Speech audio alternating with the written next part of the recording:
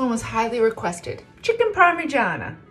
It's Italian. 1 diced onion. 3 tablespoons olive oil. We want the flavor. Cradle the heat medium to medium low so you don't burn the oil. Add your onions. Pinch kosher salt. Saute until tender, 3 to 5 minutes. Add the garlic.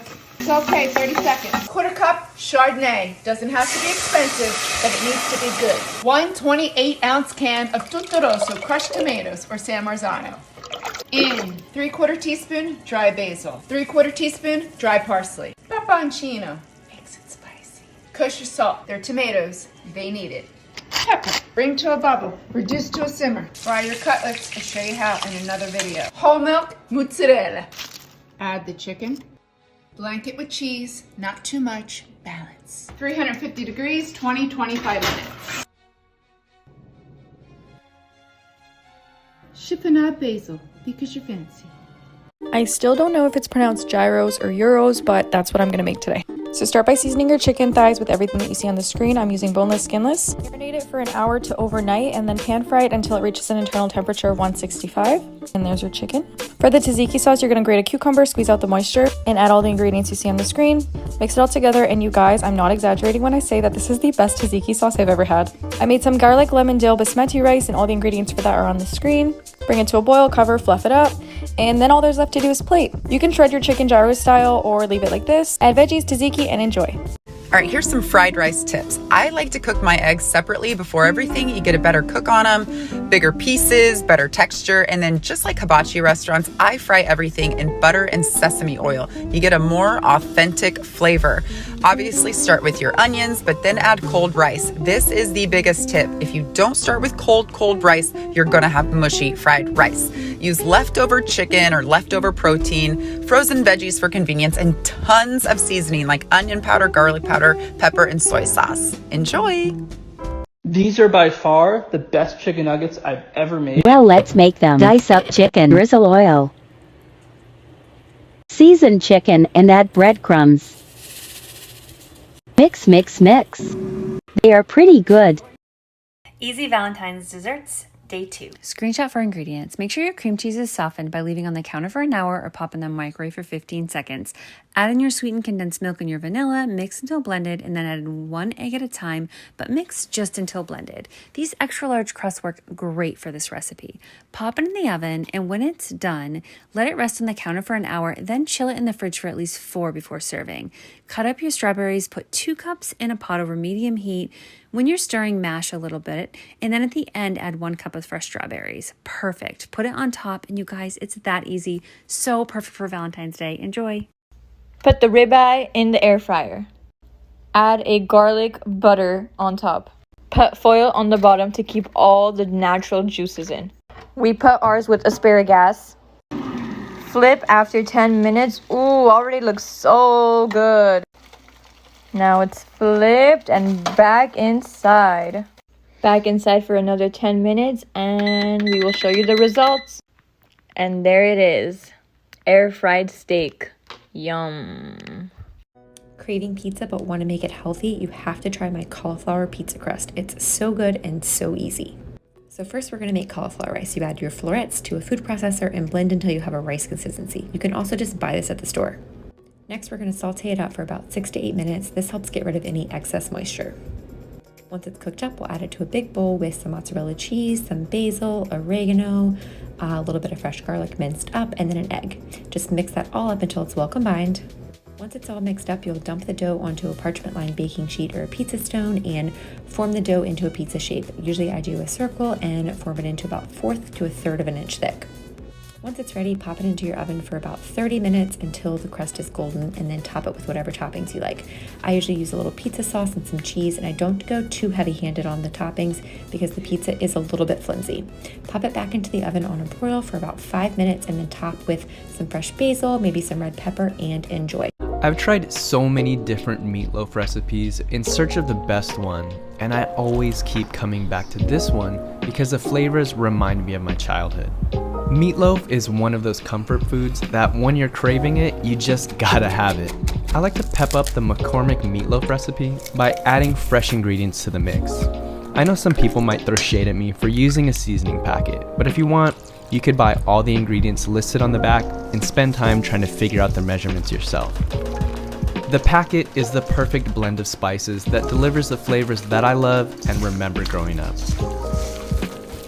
I like to shape the mix into meatballs because they cook up a lot faster than a loaf, and you're able to get more of that barbecue sauce glaze in every single bite. This recipe is super simple to make and it comes together fast. So I tried the feta pasta and it was good, but I thought, what could make this better? Ricotta. I tested out the pasta, similar recipe, using ricotta and a little bit of lemon, and it was unreal. I also switched out the tomatoes for zucchini because I love that vegetable, added in a bunch of olive oil, salt, pepper, and oregano, and popped it into oven to get nice and golden and soft. And then once they finished, I added in the half cup of ricotta and Parmigiano to make a nice, creamy, salty, delicious sauce, and then some pasta. A little bit before al dente, I pulled the pasta because I'm popping this back into the oven once I add in the lemon zest and juice to brighten up this dish, so it can get nice and crusty and golden on the top and gooey and bubbly on the inside, with a little dash of fresh parsley and a little crunch of toasted walnuts, and you have the most delicious dish ever. I could not stop eating this pasta, I'm serious. Let's make the viral baked feta pasta, but this time, let's make it with strawberries. Add a quart of strawberries to a baking dish, halved and stems removed. Drizzle liberally with olive oil, splash some white balsamic vinegar, then add some kosher salt and some fresh cracked black pepper. Then give them a good mix and arrange them cut side down around the outside of the dish to make room for the feta. Place your block of feta in the center of the strawberries, then drizzle with more extra virgin olive oil and crack some more fresh pepper on top. Then pop in a 400-degree oven for 45 minutes. When it comes out, give it a good stir. You'll notice, just like the tomatoes, the strawberries released a lot of their natural juices. Those juices combined with the melted feta really help to make that luscious sauce. Next, add a huge handful of basil, give it another stir, then add your pasta of choice. I had these super cute leaf-shaped pasta made with spinach, so that's what I added. I honestly wasn't sure how this was going to turn out. I thought this could be a disaster. I knew the flavors generally went well together, but still I had no idea. But let me tell you, I served this to several people. Everybody loved it. Enjoy, guys. I'm in a hurry today and I'm not settling for an ordinary taco. I'm going to saute a red pepper, some onions, brown my ground beef. You see what I did there? That's 2 ounces of cream cheese, some shredded Mexican cheese, 1 envelope of taco mix, a 1/3 cup of water. Then we're going to toast our tortilla, put the mixture on there, another layer of cheese, another tortilla, and then we're going to toast it. Guys, it would have taken longer to sit in a drive-thru. I'm ready to go. Today I'm going to show you how to make Chickencacciatore. We're going to start out with breasted chickens that are already cleaned and trimmed for us and pounded. I'm going to dredge it in some flour, place the chicken away from us. You're going to want to cook the chicken for about 2 to 3 minutes on each side till they get a nice browning color. You don't want it to be all brown. Now we're going to remove the chicken and we're going to carefully remove the oil. At this point, we're going to add butter. We're going to add some fresh chopped garlic, some green peppers, some white onions, and some white mushrooms. And we're going to saute them until they get soft a little bit. We're going to add a little bit of salt, a little bit of pepper, and a little bit of fresh parsley. We're going to add a little chicken stock, and we're going to add a little of our marinara sauce. Give it a little stir, place our chicken back in, and we're going to let this reduce down.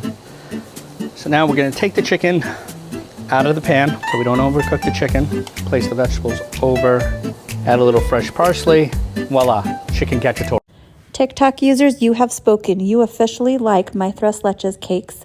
Let's make the strawberry crunch tres leches cake. It's one of my favorites. Start with 1 can of sweetened condensed milk, 1 can of evaporated milk, and 1 cup of heavy cream, and mix that together. Then you're going to take a strawberry cake mix and mix it as directed on the box. Next, you're going to take some golden Oreos and crunch them up. I used my little blender to mix them up.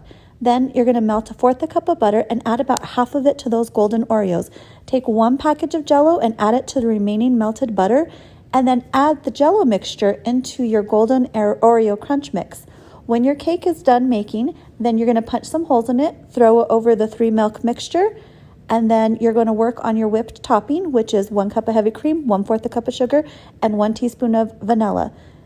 Put your whipped cream topping on and add your crunch topping. There you go, tres leches. Let me show you the easiest dumpling recipe ever, the pork and chive dumplings. So we have 1 pound ground pork, 2 tablespoons soy sauce, 1 tablespoon sesame oil, 1 large egg, 2 cups Chinese chives, and mix it all up. Wet the edges of your dumpling wrapper and it will make it easier for us to fold and press them together. And I made it 50 to be exact, and we will boil them in hot water for 8 minutes. So I added a little bit of soy sauce and sesame seeds after it's cooked, and wow, look at that. So in my last dumpling video, some of you guys asked me about the dumpling wrappers I use, so I'm using Twin Marquis, it's 50 count and Shanghai style. Made in USA! 5 ingredients. We're gonna have cherry chocolate love cake. Chocolate cake mix. Boom. Room temperature, 12 ounces. Whisk. Done. Maraschino cherries, quarter them. Boom. Add your cherries. Whisk. Done. Spray a 9x13 with Baker's Joy. Bake at 350 for 30 minutes. 2 sticks of butter. Boom. Till fluffy. Add 7 cups of powdered sugar. Add them 1 cup at a time. 3 ounces of cherry juice. And now you have this. Let her cool. Red. There you go. Make it.